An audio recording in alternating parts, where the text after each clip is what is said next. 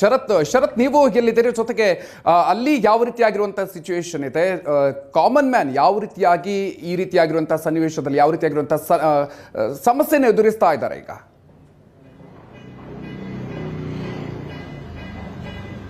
ಮಧುಕರ್, ಏನು ಸಿಲಿಂಡರ್ ವ್ಯತ್ಯಯ ಆಗಿರುವಂತಹ ಕಾರಣ ಬೆಂಗಳೂರಿನ ಖಾಸಗಿ ಹೋಟೆಲ್ಗಳಾಗಿರ್ಬೋದು ಹಾಗೆ ಕಮರ್ಷಿಯಲ್ಗೆ ಸಂಬಂಧಪಟ್ಟಂತಹ ಸಿಲಿಂಡರ್ಗಳ ಪೂರೈಕೆಯಲ್ಲಿ ಸಂಪೂರ್ಣವಾದಂತಹ ವ್ಯತ್ಯಾಸ ಆಗಿದೆ. ಎಲ್ಲೂ ಕೂಡ ಅವುಗಳನ್ನ ರನ್ ಮಾಡೋದಕ್ಕೆ ಸಾಧ್ಯ ಆಗ್ತಾ ಇಲ್ಲ. ಆದ್ರೆ ಜೊತೆಗೆ ಬೆಂಗಳೂರಿನಲ್ಲಿ ಸಾಕಷ್ಟು ಜನ ಬಡವರಾಗಿರ್ಬೋದು, ಜೊತೆಗೆ ಊಟಕ್ಕೂ ಕಷ್ಟಪಡುವಂತವರು ಇಂದಿರಾ ಕ್ಯಾಂಟೀನ್ಗಳಲ್ಲಿ ಊಟವನ್ನ ಮಾಡುವಂತಹ ಕೆಲಸವನ್ನ ಮಾಡ್ತಿದ್ರು. ಆದ್ರೆ ಇವತ್ತು ಮಧ್ಯಾಹ್ನದಿಂದ ಇಂದಿರಾ ಕ್ಯಾಂಟೀನ್ಗಳಲ್ಲೂ ಕೂಡ ಊಟದ ವ್ಯವಸ್ಥೆ ಸಂಪೂರ್ಣವಾಗಿ ಕ್ಲೋಸ್ ಆಗ್ತಾ ಇದೆ ಎನ್ನುವಂತ ಒಂದು ಮಾಹಿತಿ ಸದ್ಯಕ್ಕೆ ಲಭ್ಯವಾಗ್ತಿರುವಂತದ್ದು. ನನಗೆ ಪ್ರಸ್ತುತವಾಗಿ ಬೆಂಗಳೂರಿನ ಮಲ್ಲೇಶ್ವರಂನಲ್ಲಿರುವಂತಹ ಇಂದಿರಾ ಕ್ಯಾಂಟೀನ್ ಕಿಚನ್ ನಲ್ಲಿದ್ದೇನೆ. ಇಂದಿರಾ ಕ್ಯಾಂಟೀನ್ ಕಿಚನ್ ಮುಂಭಾಗದಲ್ಲಿ ಕೂಡ ಗ್ಯಾಸ್ ಸಿಲಿಂಡರ್ಗಳು, ಖಾಲಿಯಾಗಿರುವಂತಹ ಗ್ಯಾಸ್ ಸಿಲಿಂಡರ್ ಕೂಡ ಜೋಡಿಸುವಂತಹ ಕೆಲಸವನ್ನ ಇಲ್ಲಿನ ಸಿಬ್ಬಂದಿಗಳು ಮಾಡಿದ್ದಾರೆ. ಒಟ್ಟಾರೆಯಾಗಿ ದಿನಕ್ಕೆ 15 ಗ್ಯಾಸ್ ಸಿಲಿಂಡರ್ಗಳನ್ನ ಬಳಕೆ ಮಾಡುವಂತಹ ಕೆಲಸವನ್ನ ಇಲ್ಲಿನ ಕಿಚನ್ ಸಿಬ್ಬಂದಿಗಳು ಮಾಡ್ತಾರೆ. ಆದ್ರೆ ಒಟ್ಟು 45 ಗ್ಯಾಸ್ ಸಿಲಿಂಡರ್ಗಳು ಸ್ಟಾಕ್ ಇತ್ತು, ಅದು 3 ದಿನಗಳ ಕಾಲ ಬಳಸುವಂತಹ ಕೆಲಸ ಮಾಡಿದ್ದಾರೆ. ಈಗ ಯಾವುದೇ ರೀತಿಯಂತಹ ಸ್ಟಾಕ್ ಇಲ್ಲದಿರುವಂತಹ ಕಾರಣದಿಂದಾಗಿ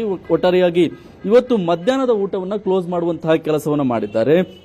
ಒಟ್ಟು ಇವತ್ತು ಬೆಳಿಗ್ಗೆ 6,000 ಜನಕ್ಕೆ ಉಪಹಾರವನ್ನು ಕಳಿಸಿಕೊಡುವಂತಹ ಕೆಲಸವನ್ನ ಇಲ್ಲಿನ ಸಿಬ್ಬಂದಿಗಳು ಮಾಡಿದ್ದಾರೆ. ಅದರಲ್ಲಿ 6,000 ಜನರಿಗೆ ಉಪ್ಪಿಟ್ಟು ಮತ್ತೆ ಇಡ್ಲಿಯನ್ನ ಕಳಿಸಿಕೊಡುವಂತಹ ಕೆಲಸ ಆಗಿದೆ. ಆದರೆ ಮಧ್ಯಾಹ್ನದ ಊಟಕ್ಕೆ ಅನ್ನ ಸಾಂಬಾರ್ ಮತ್ತೆ ಮುದ್ದೆ ಸಾಂಬಾರನ್ನ ಕಳಿಸಬೇಕಾಗಿತ್ತು. ಒಟ್ಟು 5,000 ಜನರಿಗೆ ಮಧ್ಯಾಹ್ನದ ಊಟ ಹೋಗಬೇಕಾಗಿತ್ತು. ಆದ್ರೆ ಇಂದಿರಾ ಕ್ಯಾಂಟೀನ್ ನಲ್ಲಿ ಗ್ಯಾಸ್ ಸಪ್ಲೈ ಇರದಂತಹ ಕಾರಣದಿಂದಾಗಿ 5,000 ಜನಕ್ಕೆ ಊಟವನ್ನ ನಿಲ್ಲಿಸುವಂತಹ ಕೆಲಸ ಕೂಡ ಆಗಿದೆ. ಒಟ್ಟಾರೆಯಾಗಿ ಇಲ್ಲಿ 20 ಕ್ಯಾಂಟೀನ್ಗಳಿಗೆ ಈ ಭಾಗದಿಂದ ಊಟ ಹೋಗ್ತಾ ಇತ್ತು. ಈ ಮಲ್ಲೇಶ್ವರಂನಲ್ಲಿರುವಂತಹ ಇಂದಿರಾ ಕ್ಯಾಂಟೀನ್ ಕಿಚನ್ ಏನು ನೀವು ಗಮನಿಸ್ತಾ ಇದ್ದೀರಾ, ಇಲ್ಲಿನಿಂದ 20 ಕ್ಯಾಂಟೀನ್ಗಳಿಗೆ ಗಾಂಧಿನಗರ, ರಾಜನಗರ, ಗೋವಿಂದರಾಜ್ ನಗರ ಸೇರಿದಂತೆ ಒಟ್ಟು 20 ಕ್ಯಾಂಟೀನ್ಗಳಿಗೆ ಊಟ ಹೋಗಬೇಕಾಗಿತ್ತು. ಆದರೆ ಗ್ಯಾಸ್ ಸಿಲಿಂಡರ್ ಸಪ್ಲೈ ಇಲ್ಲದಂತಹ ಕಾರಣದಿಂದಾಗಿ ಈ ರೀತಿಯಾದಂತಹ ಪರಿಸ್ಥಿತಿ ಉಂಟಾಗಿದೆ. ಸಂಬಂಧಪಟ್ಟ ಹಾಗೆ ಮಾಹಿತಿಯನ್ನು ಕೊಡೋದಕ್ಕೆ ಇಲ್ಲಿನ ಸಿಬ್ಬಂದಿ ಆಗಿರುವಂತಹ ಚೇತನ್ ನಮ್ಮ ಜೊತೆಗಿದ್ದಾರೆ. ಅವ್ರನ್ನೇ ಮಾತನಾಡಿಸ್ತಾ ಹೋಗೋಣ. ಸರ್ ನಮಸ್ತೆ.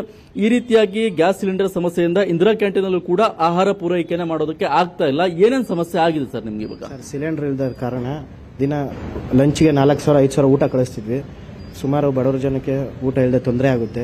ಸಿಲಿಂಡರ್ ಇಲ್ಲ ಅಂದ್ರೆ ಸರ್ ಅಡಿಗೆ ಮಾಡಕ್ ಆಗೋದಿಲ್ಲ ಇದೆ ಸರ್ ಪ್ರಾಬ್ಲಮ್. ಓಕೆ, ಎಷ್ಟು ಸಿಲಿಂಡರ್ಗಳನ್ನ ಬಳಕೆ ಮಾಡ್ತಾ ಇದ್ರಿ? ಎಷ್ಟು ದಿನದಿಂದ ಈ ತರ ಸಮಸ್ಯೆ ಆಗ್ತಾ ಇದೆ? ಮುಂದೆ ಏನಾದ್ರು ಈಗ ಲೆಟರ್ ಏನೋ ಬರ್ದಿದ್ದಾರೆ ಅಂತ ಒಂದು ಮಾಹಿತಿ ಇದೆ, ಏನಾಗ್ತದೆ ಅಂತ? 3-4 ದಿವಸದಿಂದ ಸಿಲಿಂಡರ್ ಪ್ರಾಬ್ಲಮ್ ಇತ್ತೆ. ಹೊರಗಡೆಯಿಂದ ತರಿಸಿ ಅಡಿಗೆ ಮಾಡಿ ಕಳಿಸಿದ್ವಿ. ಬೆಳಗ್ಗೆ ನಂಗೆ ಇಡ್ಲಿ ಉಪ್ಪಿಟ್ಟೆಲ್ಲ ಮಾಡಿ ಕಳಿಸಿದ್ವಿ. ಈಗ ಲಂಚ್ಗೆ ಆಗಿಲ್ಲ ಸರ್. ಸಿಲಿಂಡರ್ ಬಂದ್ರೆ ಅಡಿಗೆ ಮಾಡಿ ಕಳ್ಸಕ್ಕಾಗೋದು. ಸಿಲಿಂಡರ್ ಇಲ್ಲ ಅಂದ್ರೆ ಏನು ಮಾಡೋಕ್ಕಾಗಲ್ಲ ಸರ್. ಓಕೆ, ಇದೊಂದು ಪ್ರೈವೇಟ್ ಕಾಂಟ್ರಾಕ್ಟಿಂಗ್ ಇರುವಂತದ್ದು. ಬೇರೆ ಈಗ ಅಧಿಕಾರಿಗಳು ಬಳಿ ಕೂಡ ಈ ಸಿಲಿಂಡರ್ ನಮ್ಗೆ ವ್ಯವಸ್ಥೆ ಮಾಡಿಕೊಡ್ಬೇಕು ಅಂತ ಹೇಳಿ ಮನವಿ ಮಾಡಿದ್ದೀರಾ ಅಂತ ಹೇಳ್ತಾರೆ. ಏನಾದ್ರು ಭರವಸೆ ಸಿಕ್ಕಿದೆ ಹೇಗೆ ಅಂತ? ಸರ್ ಹೇಳಿದ್ದಾರೆ. ಇವತ್ತೇನಾದ್ರು ಬಂದ್ರೆ ನಾಳೆ ಬೆಳಗ್ಗೆ ಬ್ರೇಕ್ಫಾಸ್ಟ್ ಮಾಡಿ ಕಳಿಸ್ತೀವಿ ಸರ್.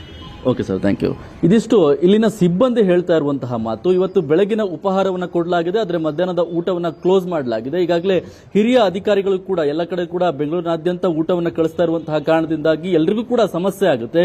ಇವತ್ತು ಮಧ್ಯಾಹ್ನ 5,000 ಜನ ಊಟ ಮಾಡಬೇಕಾಗಿತ್ತು, ಆದರೆ ಊಟ ಕ್ಲೋಸ್ ಆಗಿರುವಂತಹ ಕಾರಣದಿಂದಾಗಿ ಯಾರಿಗೂ ಕೂಡ ಸಪ್ಲೈ ಆಗ್ತಾ ಇಲ್ಲ. ಒಂದು ವೇಳೆ ಹಿರಿಯ ಅಧಿಕಾರಿಗಳ ಬಳಿ ಮನವಿಯನ್ನ ಮಾಡಿಕೊಂಡು ಅವರೇನಾದರೂ ಸಪ್ಲೈಗೆ ಖಾಸಗಿ ಮುಖಾಂತರವಾಗಿ ಸಪ್ಲೈಗೆ ಅವಕಾಶವನ್ನು ಮಾಡಿಕೊಟ್ಟಿದ್ದೆ ಆದರೆ ನಾಳೆ ಬೆಳಗ್ಗೆಯಿಂದ ಊಟವನ್ನು ಆರಂಭ ಮಾಡ್ತೇವೆ ಅಂತ ಹೇಳಿ ಸಿಬ್ಬಂದಿಗಳು ಸದ್ಯಕ್ಕೆ ಹೇಳ್ತಾ ಇರುವಂತದ್ದು. Madhukar, thank you Sharath ಡೀಟೇಲ್ಸ್ಗೆ.